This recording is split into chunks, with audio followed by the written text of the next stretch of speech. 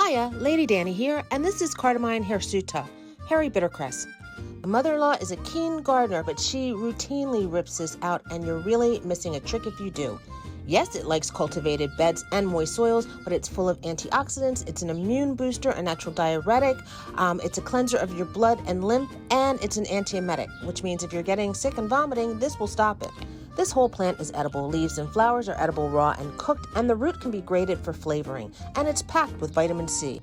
It's also packed with glucosinolates, which have strong flavor but are also full of anti-cancer and anti-inflammatory benefits.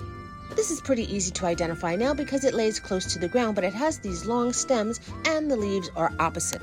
Later, it will form white flowers with 4 petals.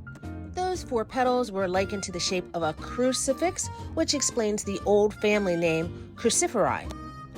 Because it's a member of the Cruciferae Brassiaceae mustard family, it does have that flavor that's slightly mustardy, slightly peppery.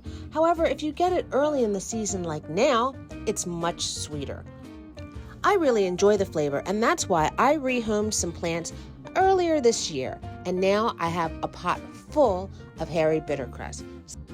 So before you start weeding your beds, try hairy bittercress. With its antioxidants and punchy flavor, this is the green you never knew you needed. Cheers!